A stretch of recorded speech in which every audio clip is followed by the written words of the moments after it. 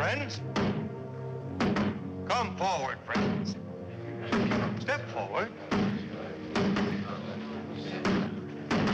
I bring you a message. A message few of you will be able to believe. A message of great importance. A message I alone was able to read in the fires of the universe. But be not afraid, my friends. I also bring you the means with which to save yourselves. Save us from what? From the end of the world, friend. Which I don't expect you to believe. But the rest of you, those who want to be alive tomorrow morning, I will tell you tonight. Remember that. Bring your friends here. I'll tell you tonight so that you will be able to prepare. What are you selling, mister? Snake oil? The world will come to a flaming end at midnight tonight. Without my help and knowledge, every one of you will be dead.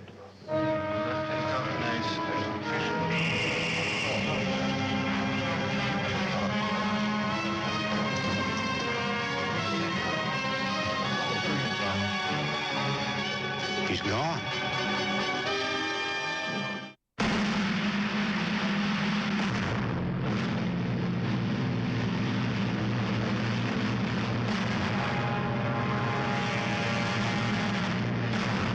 Trackdown.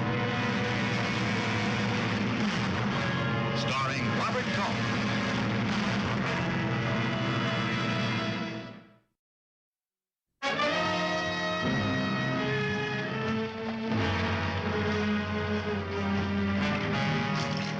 You ought to keep riding, mister. Why? Just order, that's all. Comes midnight tonight, this whole town's gonna be dust. Nothing but rocks and dust. Go ahead and laugh. Everybody else is. Everybody.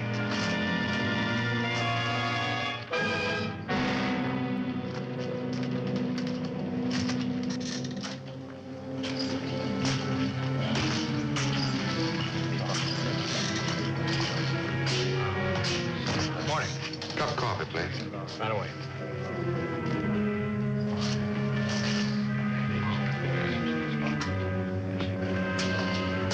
There you are. Anything else?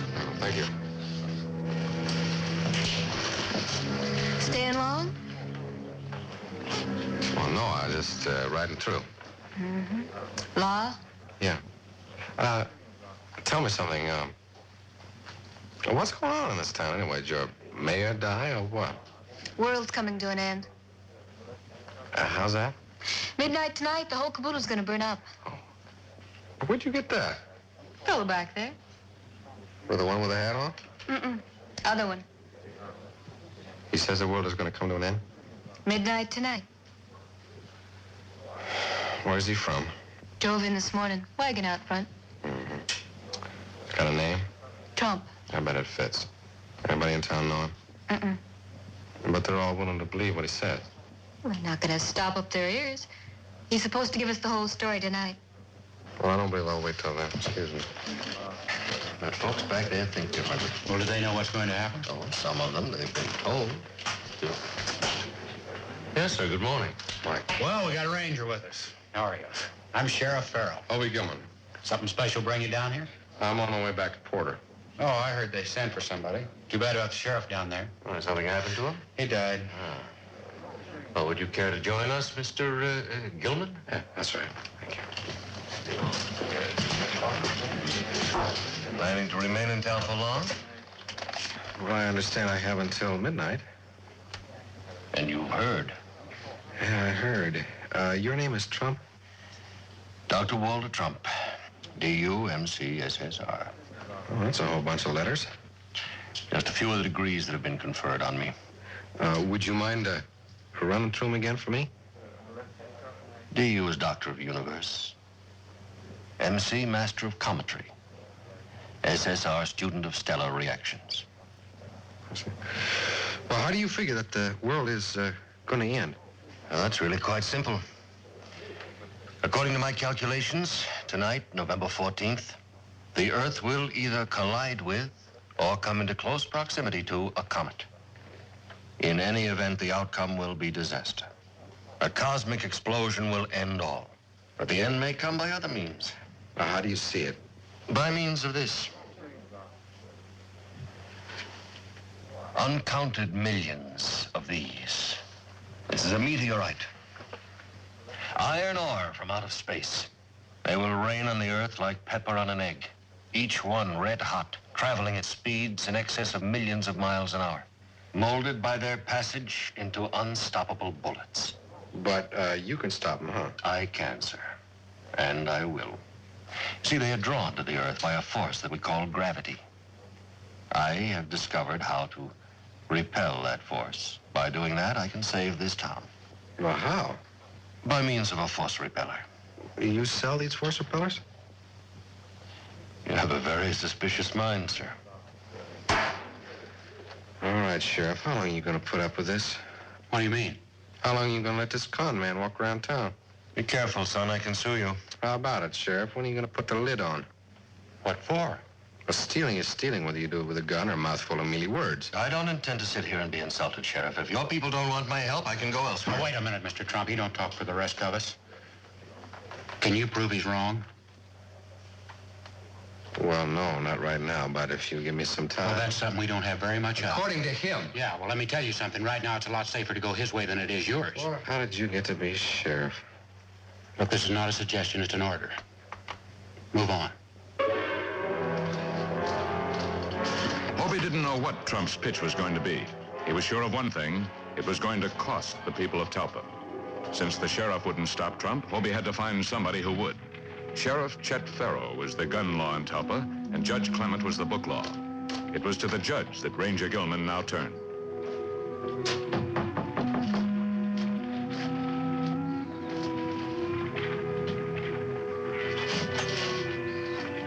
Yes. Judge Clement? That's right. My name is Hobie Gilman. I'd like to talk to you. Oh, come on in. Sit down.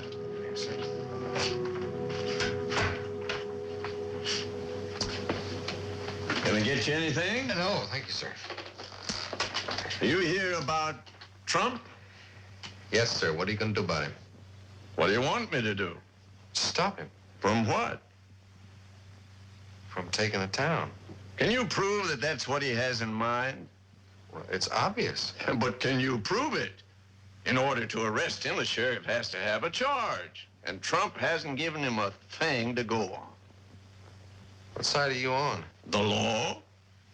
Oh, I know how you feel. Maybe I agree with you. But the law is the law. It's got to be kept. What if I take him? On what charge? Fraud. Don't you see, he's not exactly guilty of fraud. Well, what about the meteors and the comet and all whatnot? You might not like it, Mr. Gilman, but he's right. There could be a meteor rain tonight. The Leonids are due. The what? The Leonids. It's a shower of meteors. There's a book about it around here someplace if you want to look at it. No, thank you, sir. I'll take your word for it. Look here, son. I live here. I know these people pretty well. And right now, there's nothing in the world could change their minds. And anybody who tries to could end up getting hurt. They're not going to listen. Well, what if he starts a panic? It could happen.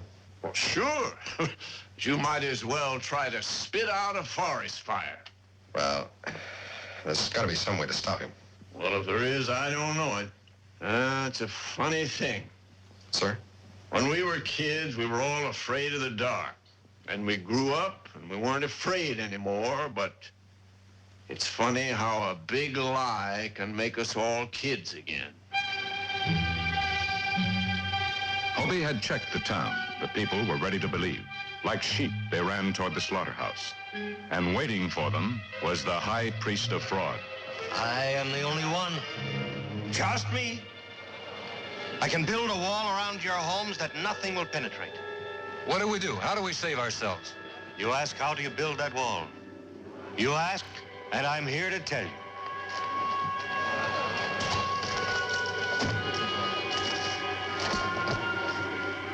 This is your saving.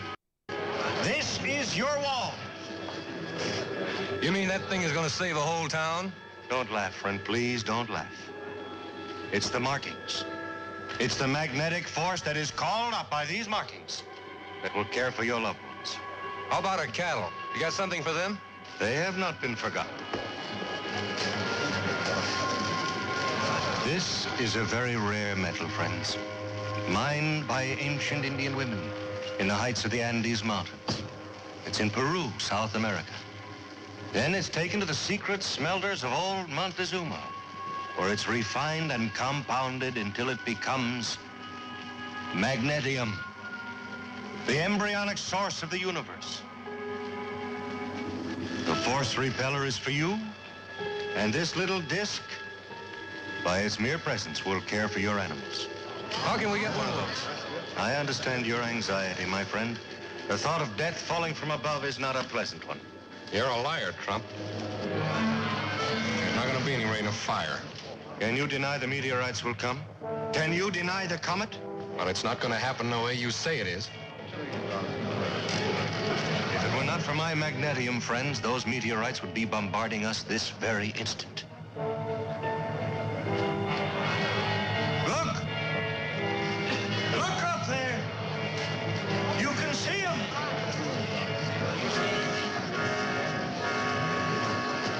By the billions, you can see them!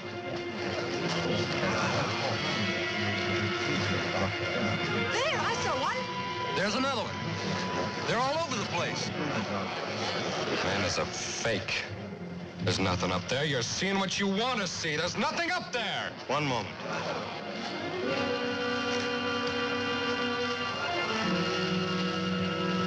I hope to convince you without this. That man now has made it impossible.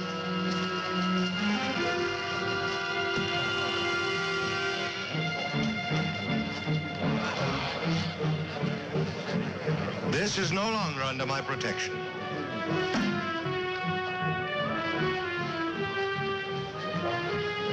It was my plan to give you the force repellers free. But now that one of you has doubted me, there will be a charge. How much, Mr. Trump? $50 apiece.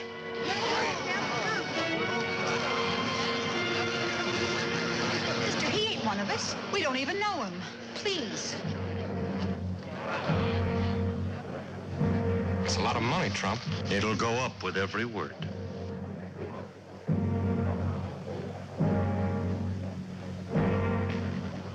Well, where are your meters? They will come. Well, maybe you're right, but we could die of old age standing around waiting for them. $75. Why don't you keep your mouth shut, mister? Nothing is going to happen. The man is a fake, a phony. Can't you see that? He hasn't got any control of meteorites or anything else.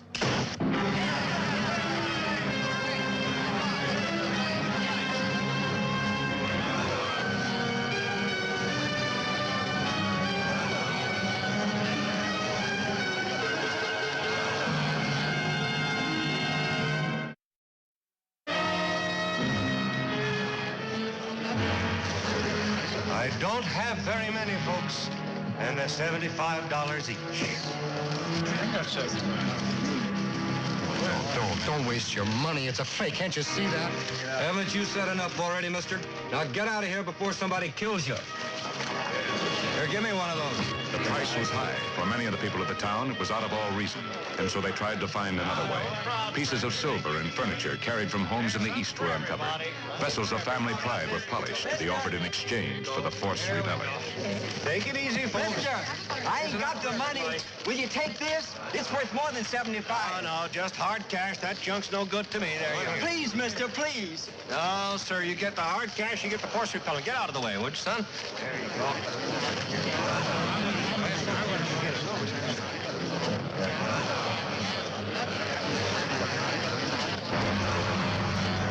The bank! There's money in the bank!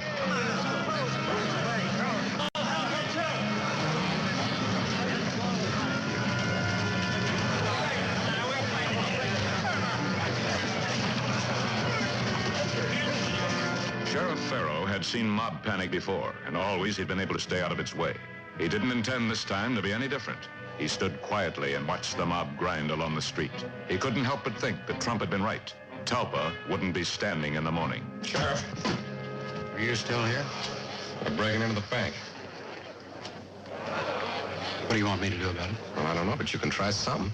Look, mister. Maybe you're a hero. I'm not. All right, Farrah, take off the badge. Are you telling me what to do? No, not me, the state of Texas.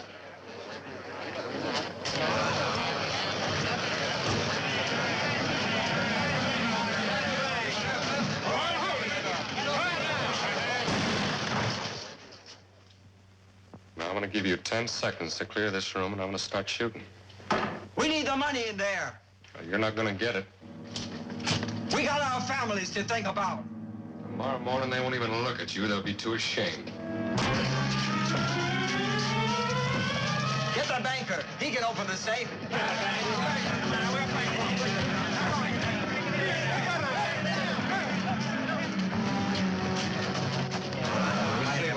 This way. He can get it open before he gets here.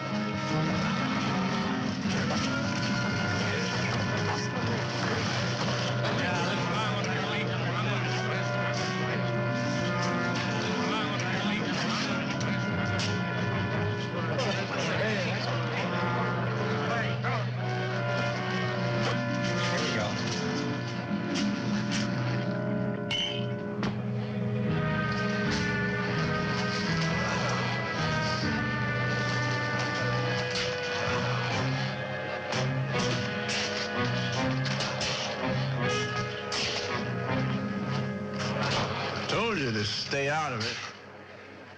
Yeah, I couldn't shoot at him, and they wouldn't buy the bluff. I just got careless. Trump's sure having his way. Most of the people in town have got those umbrellas, and he's still got 20 minutes till midnight. And when the town doesn't burn down, who's going to get the credit? They had no way of knowing it, but Trump didn't want the credit. He had what he did want: the town's money and a fresh horse. Hobie had been ready to give up. If Talpa didn't want his help, he wasn't going to stand against it. But with the judge's words pushing at him, the ranger decided to have one more try at stopping the entire affair. In order to do it, he had to find the con man before he left town. Aren't you going to stay for the fireworks? Huh? Looks like you're going to go before everything's done. I've done all I can for Talpa. Figure it's time for me to be moving on. Well, I think you ought to wait. It's where you and I disagree. You're under arrest, Trump. What charge? Well, you write it any way you like. Grand theft, fraud, I think a jury will find it's stealing. How do you expect to prove it? You and I are going to be right here after midnight. Ranger, there must be a few things that you don't have because maybe they're a little too expensive. I suppose I was to give you, say, a quarter of this. Be just about $1,250. Huh? I'll go up to half. $2,500. Man could live almighty good on $2,500 anywhere in the country. $2,500 just for getting here, say, 15 minutes too late. Help yourself. I'll take it all, Trump.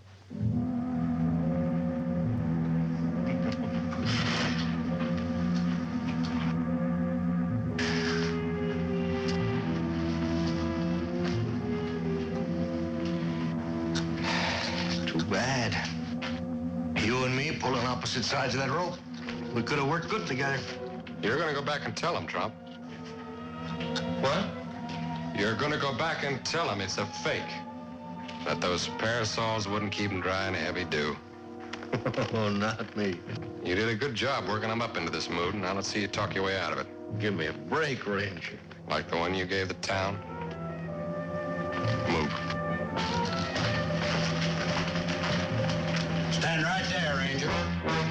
Farrah, I knew you'd get me out of this. Sure, that's why you were leaving without telling me. Well, you don't believe that. I was on my way when the Ranger stopped me. Oh, you were, no? You don't think I'd lie, do you? You don't want an answer to that.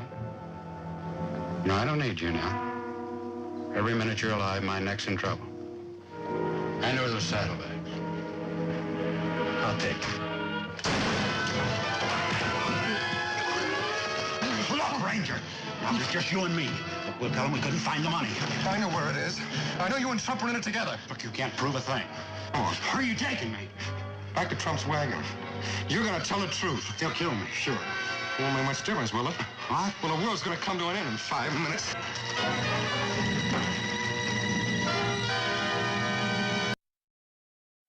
Hobie took the sheriff back to the mob.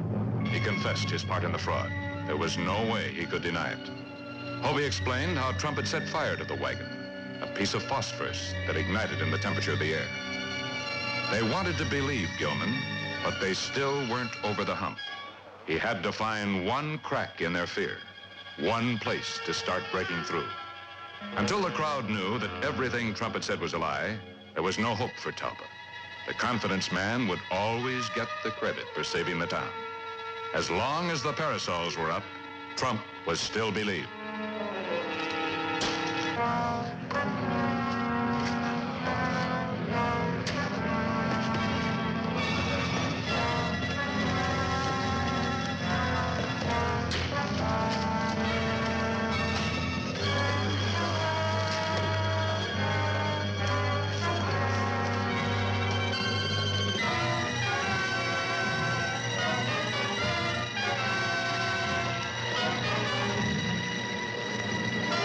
It's after 12!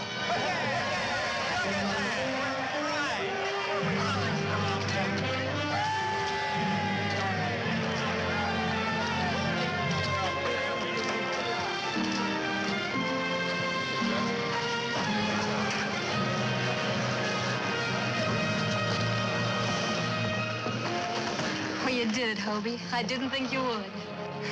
Well, it's still standing.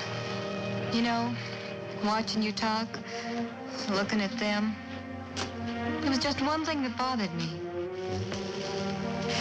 If you'd have been wrong, I didn't have a parasol.